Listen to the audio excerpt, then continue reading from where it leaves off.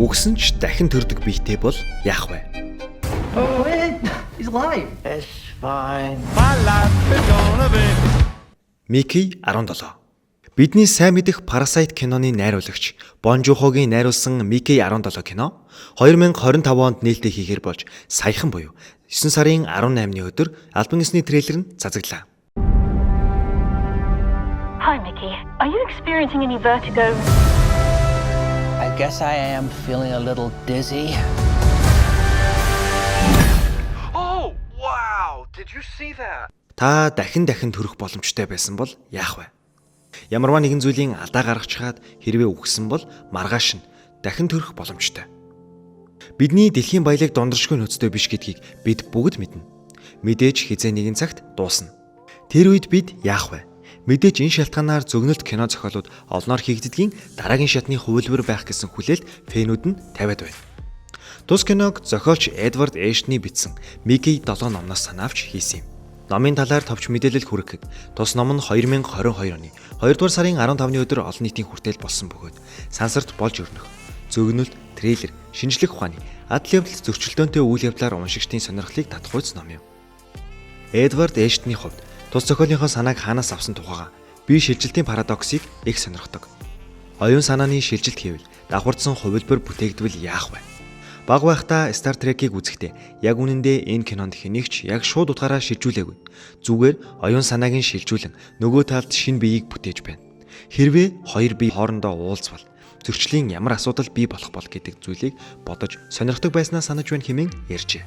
Мөн тэрээр миний зохиол бичих чадварын бусдаас ялгарах онцлог болон миний дуртай хэсэг бол тус зохиолынхоо ертөнцийг бүтээх юм. Тус ертөнцид яагаад хүмүүс Нифлхейм рүү явах болов?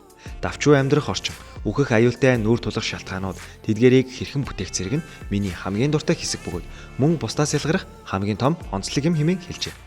Зохиолын хувьд хүмүүс өөр амьдрах нөөц бололцоотой газар болохоор экспедиц буюу хайгуулын баг илгээх бөгөөд тэр дунд Микки гэх нэг удаагийн ажилтан байх юм.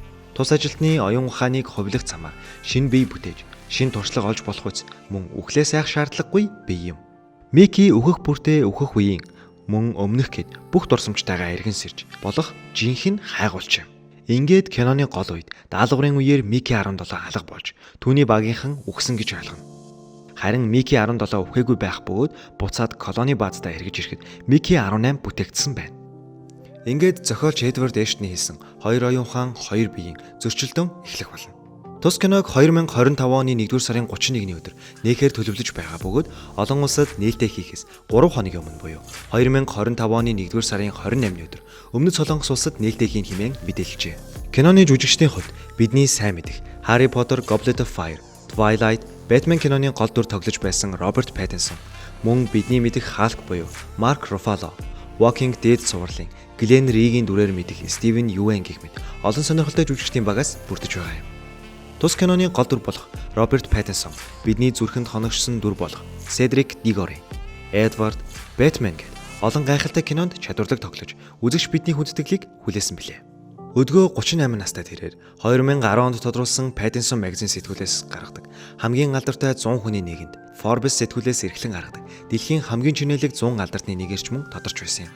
Олон улсын кино наадмуудад 50 гаруй удаа шагналд нэр дэвшиж 29-т нь шагнуулж байсан нь тус жүжигчний үн цэнийг нэмэгдүүлж буй. Иймээс ч бусад бүтээсэн дөрүүдтэйгийн адил Микки 17-гийн дүрийг гайхалтай бүтээсэн байх гэсэн хүлээлт фэнүүд тавиад байгаа юм. Мөн тус киноны үзэгчдийн анхаарлыг татаад байгаа бас нэгэн шалтгаан бол мэдээж Холливуудад хамгийн анх гадаад хэлтэй Оскар авсан кино болох Parasite киноны найруулагч Бон Жухо найруулж байгаа нь үзэгчдийн сонирхлыг татаад байгаа юм. Найруулагч Бон Жухо 1969 онд төрсөн. Бага ангиасаа эхлэн кино найруулагч болно гэж тууштай шийдсэн. Гэвч түүний мөрөөдөл эцэг эхийнхээ эсэргүүцэлтэй тулгарч Yonsei их сургуулийн социологийн ангид орсон байна. Гэвч мөрөөдлөн хаялгүй кино урлагийн клубад явж судалж 1990-ад оны ихээр кино урлагийн академийн 2 жилийн дамжаанд суралцсан төгсөж найруулагчийн замналаа эхлүүлжээ. Ингээд найруулагч болсноосоо хойш 5 жил нам гүн байж бусад уран бүтээлчдийн арга барилыг ажиглаж 1996 оноос эхлэн Шар айраг хайраас илүү батлах 7 шалтгаан, Дэм буудлын кактус зэрэг кинонуудад ажиллаж эхэлжээ. Ингээд 2003 онд аллагын дурсамж кино нээлттэй хийж олон шагналыг эзэнтэй авчирч Host, Snowpiercer зэрэг олон кинонуудыг бүтээх дардан замыг нээж өгсөн юм. Parasite кино IMDb дээр 8.5 хүнлэгээ авч Оскарын 6 төрөлд нэр дэвшиж 4 шагналд хүртэж, мөн Каннын кино наадмаас дээд шагнал гэх мэт гадаадын болон дотоодын олон кино наадмаас шагнал хүртэжээ. Мөн эзэндээ энэ олон шагналаар зогсохгүй түүний бүтээсэн киноны бодит гол дүр болох цуврал алуурчин илэрсэн билээ. Тэр мэдээг уншаад би юу хийхээч мэдхээ байсан. Айх гайхах жинхэнэ утгаараа зэрэгцсэн хэмээн Жунхон найруулагч хожим ярьжээ. Хэргийг дахин сануулвас.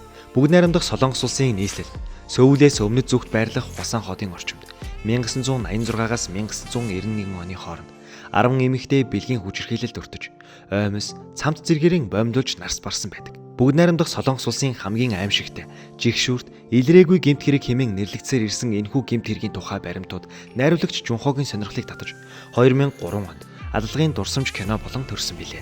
Гэтэл 2019 онд Шимэгч кино Америкийн нэгдсэн улсад нээлттэй хийхээс 7 хоногийн өмнө захим орчинд дуулиан дэгдэж, цагдаа нар Хуасан хотын цоврал аллагын гэмт хэргийг илрүүлснээ мэдээлжээ. Харин Parasite киноны хувьд бидний өнгөн хэсэгт харж байгаагаар энгийн буюу ядуу гэр бүл нь шимэгч юм шиг харагдах боловч найруулагч Бон Жунхо хэлэхдээ баячууд бусдаас хамаарахгүйгээр амьдарч чадахгүй. Тиймээс тэд ч бас шимэгч. Нэг ангийг нөгөөгөөс нь тусгаарласан ялгаа ханаас гаралтай вэ? Шимэгч кинонд энэ тухай гардаг. Ядуу гэр бүл бол олон ажилд сайжирч хөгжиж чадхаар хангалттай ухаантай. Гэвч нийгмийн систем үүнийг хэрэгжүүлэх чадварыг тэдэнд өгдөггүй. Тиймээс энэ киноны 2 гэр бүл өөр газраас л шимэгчилж байгаа болохоос хоёулаа шимэгчд юм хэмээн хэлжээ. Мөн Бон Жунхо хэлэхдээ кино эхэлж байхад ядуу гэр бүлийн хүүхдүүд Wi-Fi хаан явах, гадаа хор цацж байхад үнгүй хор цацж байна. Цонхоо битгий хаа гэж хэлэх гэх мэт. Бүгд мөн л шимэгчилж байгаагийн хамгийн энгийн эхний үйлдэлүүд юм хэмээн хэлжээ.